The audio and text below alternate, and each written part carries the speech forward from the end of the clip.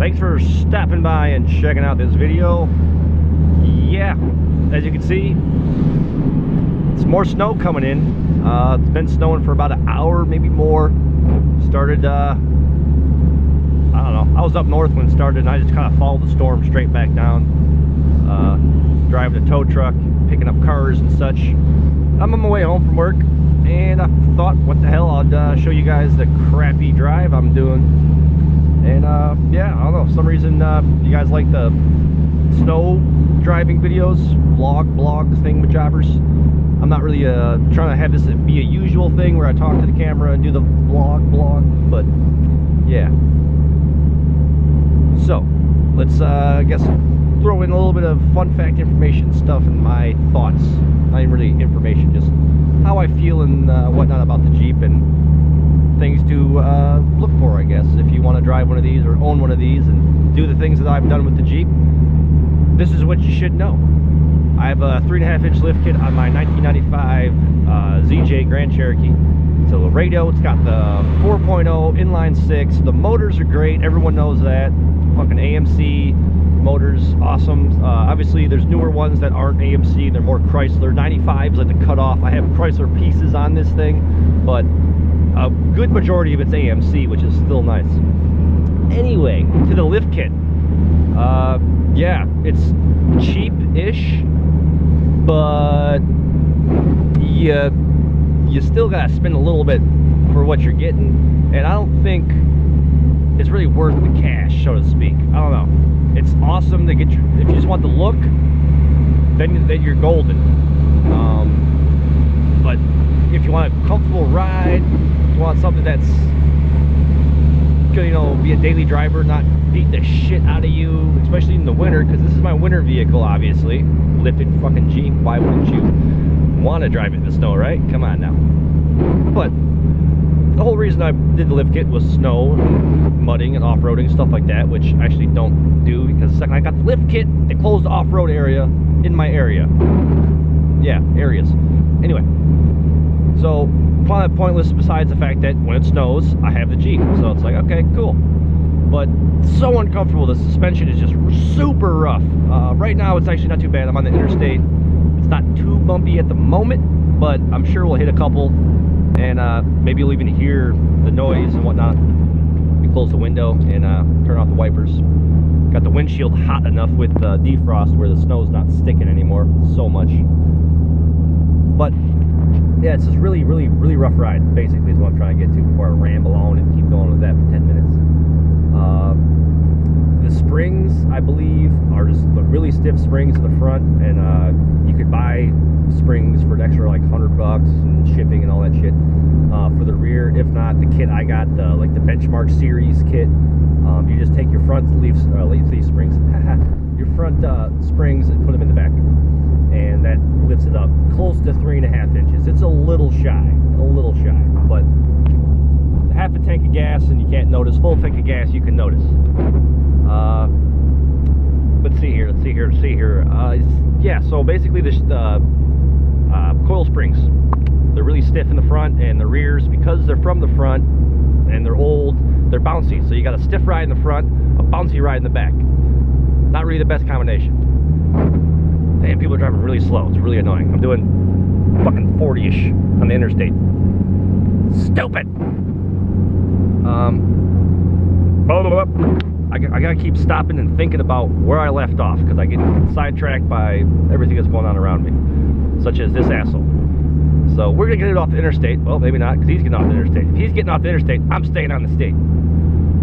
Yep, I'm staying on the interstate. People are so scared. I mean, look at the snow down there, yeah, but just drive fucking normal-ish. You know, be cautious. Back to the Jeep. So it's a rough ride, and what the hell, the coil springs is the main problem with that. Also, can't talk. Oh man, maybe I should have got the interstate brake lights. But the shocks themselves, the shock absorbers, are fucking garbage. They're not gassed or anything like that. They got like, they're like hydraulic. They're like the resistors, they're not even the shock absorbers and shit. Like, they resist, like you can push it down and it has resistance, you can pull it out and it has resistance, but it doesn't actually like put any pressure up at the Jeep to hold it in the air, so to speak. So it's really just kind of slows the bumpiness down, but it doesn't really work that great. And they're rough country shocks, basically, is what they are on the Iron Rock Off-Road kits. What they come with is basically just rough country shocks without the name on them. There's some basic white fucking piston shocks. What in the fuck is going on? Why are we stopping? This is stupid. I don't want to stop right now on the interstate. Motherfuckers. But yeah, so the lift kit, I don't know. If you're gonna do it, I mean, like the track bar it comes with, I've had no problems with the track bar. Obviously, you got to buy one for the rear. I bought a JKS track bar. No real problems with that. Besides when I was putting it on, it needed a little bit of tinkering, so to speak. What else? The swing arm, fucking lower control arm, fucking what the hell? Not the lower control arms. The sway bar links. Thank you. Found it. The sway bar links that Iron Rock Off-Road gives you, they're decent, they're fine. They're not, what the shit, quick detach or anything like that, quick release. They're just some normal extended links, basically. And they're decent. I've had no problems with that. It's a rough ride, bottom line. Now, the tires that I'm rocking on the Jeep, I got Tread-Rite, what the heck was the name now? Warren? Something like that, Wardens maybe or something. But they're basically a knockoff All-Terrain, BF Goodrich All-Terrain or whatever the hell. Real fucking awesome tire. They're a little soft on the sidewall because they're used, and I got the dual ply, triple ply sidewall or whatever, so it's thicker, so it helps a little bit, but still they're a little soft on the sidewall, so it gets a little wobbly, you know, like steering isn't straight at all times because your tires can get a little bit of left and right in them while you're driving in your steer tires. But tread wear, fucking no problems whatsoever. I'm getting off the interstate. Last minute decision, getting off the fucking interstate. Cutting somebody off, I don't care. He probably cares, he's back there like pissed. But yeah, the tires are fucking awesome tires. They look brand new. I've had the Jeep for like 4 or 5 years now, and I've had the tires on there for a good 3 years or so, maybe 2.5, I don't know, 3. Maybe, I think this is working on the 3rd year right now. It's December, so about to be the end of that. Anywho, awesome fucking tires. Treadrite.com. Check it out. I'm not sure about their other tread patterns, so to speak. Obviously, I've only had the one pair because they're so good. I don't need to get another pair. Whoa, drifting. Jeez, it's slippery. Yeah. What am I doing here? What am I doing? Talking. What am I saying? I don't know. Half the problem here is I don't know what I'm talking about. But yeah, tires are awesome. Jeep is fucking awesome. Besides the fact that right now my 4x4 system is kind of down at the moment. There's something going on in the front end. If you watch my last video, I talk about that in that one, last driving around in the snowstorm video that I put out. What the hell?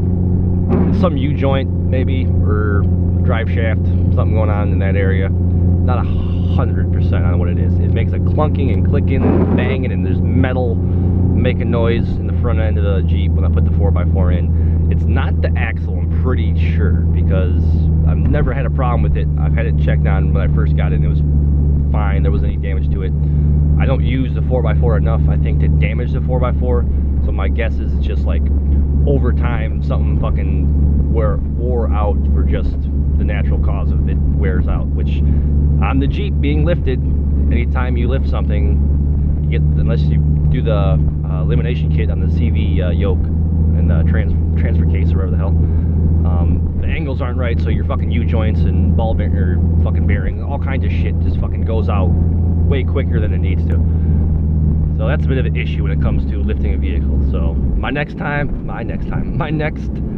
next time I get a Jeep, next one I get, yeah, you guys know what I'm talking about. It's gonna be stock. I'm not gonna lift it. If anything, maybe you know, I'll do like a puck kit, just kind of lift it up a little bit, stretch it out, but nothing crazy and whatnot. I'll just put some aggressive tires on it like this, the all-terrains, you know, awesome in the snow, awesome during just rain and regular weather that's not snow and slippery bullshit. Can't complain, can't complain. Let me give you guys something else to look at for a second. You guys want to look at that for a second? Maybe you guys look at the snow? I don't know. Maybe it's pretty. Speaking of looking at the snow, I have HIDs. They're like a 1800 or something like that. The wattage or what, you know, the color. It's a bluish white, more blue than white, as you can see. And then I have a fog light because my other fog light decided it doesn't want to work anymore. Watch what you're doing, buddy. Watch it. It just went out. I'm sure it's a ground issue or maybe even a power issue. I don't know. It's some janky fucking $30 Blazer something or other, trying to be all Baja off-roadage, cheap lights, basically, fog lights. They're like 30 bucks, nothing crazy. So one went out. I got one up there. This is what you get. Two up there, obviously a little brighter, but you can still make out the road and whatnot. I guess if you're gonna get HIDs, go for more of a white or a yellow. Blue, for some reason, it just sucks in the rain. Really bad. Like, you can't see the ground. It's just black. It's like, do you have headlights on? You don't know. Besides, sorry, it's warning me there's a stop sign up here that I'm about to, you know, not see because I'm doing 15 miles a fucking hour. You can see obviously the headlights on the sign. What? It's fucking like neon lights up like crazy. But yeah, you can actually see it on the ground. Also, as you guys can see, let me get this out of your way. Let me get that out of you guys' way. It lights up the snow really crazy because they're so bright and being lifted also, so they're kind of in the air and they're not perfectly where they should be angle wise. Like, one's pointing kind of high, so you catch a lot of snow that you can actually see in front of your vehicle, which is like, I don't know. I've driven other cars, driven Impalas and shit, you know, I mean, regular headlights in a car type thing, my Firebird and such. In the snow I've done it actually too. I was gonna say I've not done that, but I haven't done it in a while. Like, anyway, rambling on. You don't naturally see that much snow with your yellow headlights or just regular headlights that are not super fucking bright. They're so bright they just illuminate everything that's going on. So that kind of makes you snow blind when it's really coming down. So the fog light helps for the rain when you can't see the road because the blue doesn't show the road. And then it also helps when it's snowing a lot because then you can actually see kind of more what's going on in front of you without the snow blindedness